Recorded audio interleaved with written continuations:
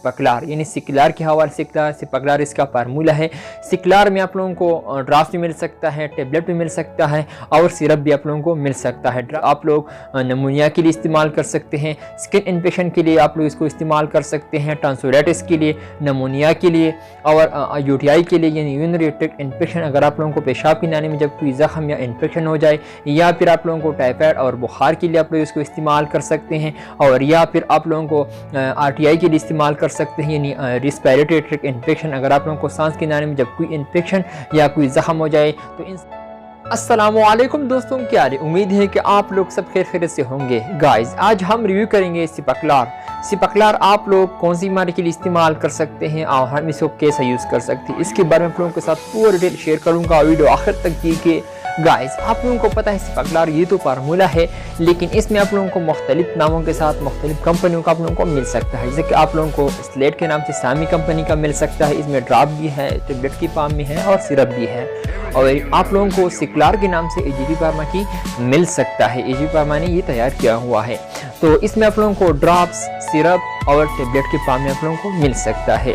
लेकिन अगर हम बात की जाए इसकी ड्रॉप्स, तो हम आप लोगों को तो पता है ड्रॉप्स 8 मंथ से छोटे बच्चों के लिए हम इसको इस्तेमाल करवाते हैं यानी इस्तेमाल कर सकते हैं।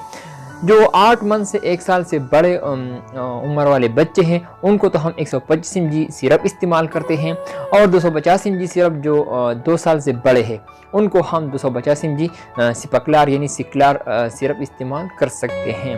और जो 10-12 साल से बड़े वाले उम्र वाले लोग हैं तो हम इसको टेबलेट के फॉर्म में इसको दे सकते हैं।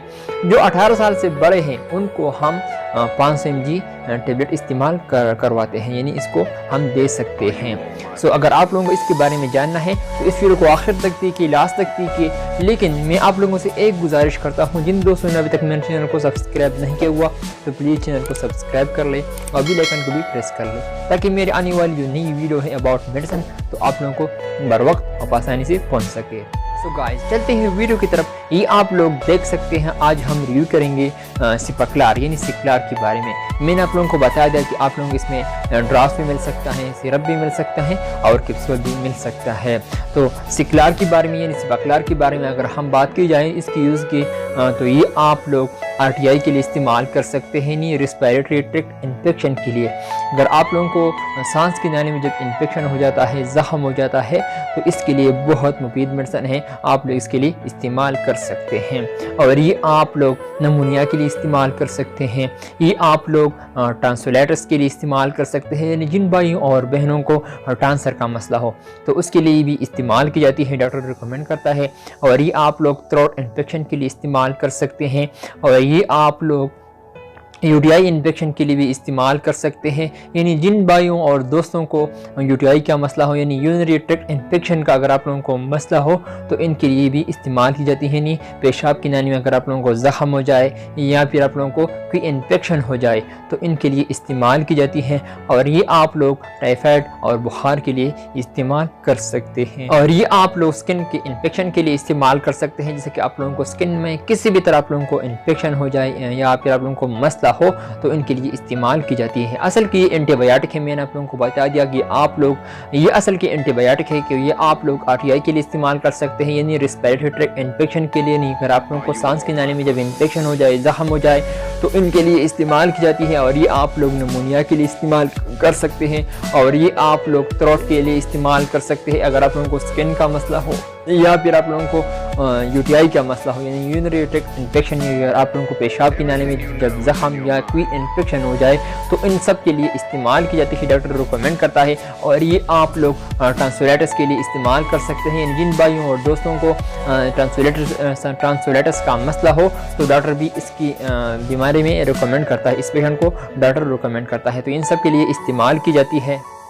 अगर हम इसकी साइड इफेक्ट के हवाले से बात करें, साइड इफेक्ट आप लोगों को वोमिटिंग हो सकती है, नाजिया हो सकती है, आप लोगों को हेडेक भी हो सकते हैं, सर दर्द भी आप लोगों को हो सकता है, आप लोगों को चक्कर भी आ सकता है, आप लोगों को स्टमक अपसेट भी हो सकता है। अगर आप लोगों को यह अलामत ज़ाहिर हुआ तो आप लोग फ़ौरन डॉक्टर से रुजू करें। अगर हम इसके यूज़ के हवाले से बात करें तो यूज़ आप लोगों को 8 मंथ से जो छोटे वाले छोटे बच्चे हैं तो उनको हम ड्रॉप्स इस्तेमाल कर सकते हैं आधा ड्रॉप पर सुबह और शाम को आप लोग इसको इस्तेमाल कर सकते हैं।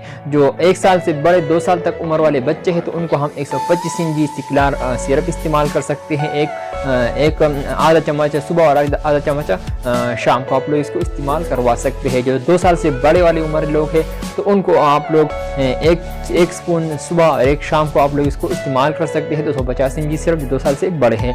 और जो 10 साल से बड़े उम्र वाले लोग हैं 16-17 साल तक तो उनको हम 250 mg कैप्सूल इस्तेमाल करवा सकते हैं। एक गोली सुबह और एक शाम को आप लोग इसको इस्तेमाल कर सकते हैं। जो 17-18 साल से बड़े वाली उम्र वाले लोग हैं तो उनको हम 500 mg कैप्सूल एक गोली सुबह और एक शाम को आप लोग इसको इस्तेमाल करवा सकते हैं। अगर हम इसकी काउंटर इंडिकेशन के हवाले से बात करें तो काउंटर इंडिकेशन अगर आप लोगों को इससे एलर्जी होती है तो आप लोग इसको बिल्कुल कतई इस्तेमाल मत करें। लीवर पेशेंट, किडनी पेशेंट और जो प्रेगनेंसी में यानी वो फीमेल जो प्रेग्नेंट है प्रेगनेंसी में आप लोग इसको इस्तेमाल नहीं कर सकते। बगैर डॉक्टर के पूछे बगैर आप लोग इसको इस्तेमाल मत करें। अगर आप लोग प्रेग्नेंट हो यानी जिन फीमेल ख़वातीन वो प्रेग्नेंट है यानी हामिला है तो उनको अपने खुद से ये टेबलेट ना लें। आप लोग जब भी इसको यूज़ करवाना चाहते हो तो आप लोग डॉक्टर से ज़रूर पूछिए। और ये आप लोग पहले से कोई एंटीबायोटिक इस्तेमाल करते हो जैसे कि आप लोगों को सेप्राडिन या वेलोसिप के नाम से आप लोगों को या सिप्रोट्राक्सिल, न्यूसिप और ड्यूरासिप के नाम से आप लोगों को कोई टेबलेट इस्तेमाल करते हो या कोई ड्रॉप्स वगैरह इस्तेमाल करते हो बच्चों को, तो इसके अगर आप लोग इसकी पहले से ये इस्तेमाल करते हो तो आप लोग ये बिल्कुल ना ले। आप लोगों को कुछ भी साइड इफेक्ट हो सकता है इसका, तो आप लोग कतई इसको ना ले। जी दोस्तों, मैंने आप लोगों को बता दिया सिक्लार यानी सिपक्लार के बारे में मैंने आप लोगों को बता दिया। सिपक्लार आप लोग यूटीआई के लिए इस्तेमाल कर सकते हैं, यूरिनरी ट्रैक्ट इन्फेक्शन के लिए, आरटीआई के लिए, रेस्पिरेटरी ट्रैक्ट इन्फेक्शन जब आप सांस की नाली में जब आप लोगों को इन्फेक्शन या जख्म हो जाए, नमूनिया के लिए, स्किन का इन्फेक्शन के लिए, थ्रोट के लिए आप लोग इसको इस्तेमाल करवा सकते हैं। और ये आप लोग नमूनिया के लिए भी इस्तेमाल कर सकते हैं और ये आप लोग टाइफाइड और बुखार के लिए इसको इस्तेमाल कर सकते हैं। सो गाइस, ये था मेरा आज का वीडियो। उम्मीद करता हूँ कि आप लोगों को ये पसंद आई हो। अगर वीडियो पसंद आई हो तो इस वीडियो को लाइक भी करें, कमेंट्स भी करें।